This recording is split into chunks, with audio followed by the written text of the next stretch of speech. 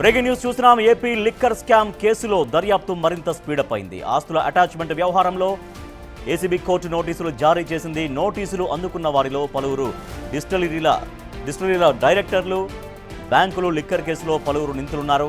అంతేకాదు ఆస్తులను అటాచ్ చేస్తూ దాఖలు చేసిన పిటిషన్పై అభ్యంతరాలు ఉంటే చెప్పాలని 11 మందికి నోటీసులు జారీ చేసింది. కాగా ఇదే కేసులో ఇప్పటికే Varun Purushottam, SNJ sugars, MP distilleries ప్రతినిధులు హాజరయ్యారు. మరోవైపు నోటీసులు అందుకున్న పలువురు అభ్యంతరాలు లేవని పేర్కొన్నట్టు సమాచారం.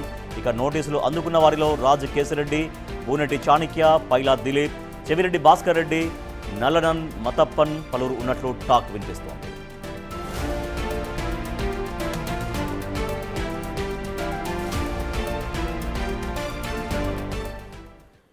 ఏపీ లిక్కర్ స్కామ్ కేసులో దర్యాప్తు మరింత స్పీడప్ అయింది.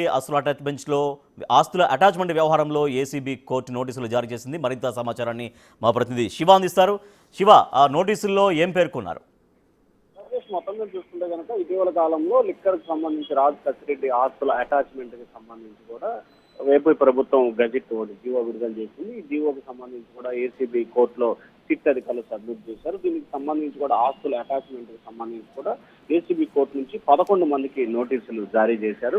ఆస్తుల అటాచ్మెంట్ కి సంబంధించి మీకు ఏమైనా అభ్యంతరాలు ఉంటే చెప్పాలని చెప్పి కూడా ఆ నోటీసులో పాల్గొన్నారు. దీంట్లో డిస్టిలరీ డైరెక్టర్లు, బ్యాంకులు, లిక్కర్ కేసుల నిందితులకి ఏసీబీ కోర్టు నుంచి నోటీసులు సర్వ్ అయ్యాయి. అయితే ఇందులో కొంతమంది నోటీసుకు సంబంధించి అందుకున్న కొంతమంది వ్యక్తులు ఏసీబీ న్యాయస్థానంలో హాజరై వివరణ ఇచ్చే ప్రయత్నం చేశారు. దీంట్లో నిందితుగా ఉన్న Varun Purushottam, SNJ sugars, MP డిస్టిలరీకి సంబంధించిన ప్రతినిధులు కోర్టులో హాజరయ్యారు. ఆస్తుల అటాచ్మెంట్ చేసి ఏసీబీ కోర్టు ఇచ్చిన నోటీసులపై తమకు ఎటువంటి అభ్యంతరం లేదని చెప్పి కూడా నోటీసు ఇచ్చిన పలువురు వ్యక్తులు చెప్పినట్లు కూడా సమాచారం అందుతుంది. ఇప్పటి వరకు మనకు అందుతున్న సమాచారం ప్రకారం కూడా దాదాపుగా 11 మందికి సిట్ అధికారులు అంటే ఏసీబీ న్యాయస్థానం నుంచి సిట్ అధికారులు నోటీసులు సర్వ్ చేశారు. వీరిలో రాజ్ కసిరెడ్డి, బూనేటి చాణక్య, శ్రీనివాస్, పైలాదిని, వరుణ్ పురుషోత్తం, చెవిరెడ్డి భాస్కర్ రెడ్డి, ఎంపీ డిస్టిలరీకి సంబంధించిన Nallanan Mathappan, SNG sugars, SBI Chennai, ICICI bank Hyderabad, treasury of Vijayawada వీటికి సంబంధించిన 11 మందికి సంబంధించి ఆస్తుల అటాచ్మెంట్ కి సంబంధించి ఏ రకమైన అభ్యంతరాలు ఉంటే తెలపాలని చెప్పి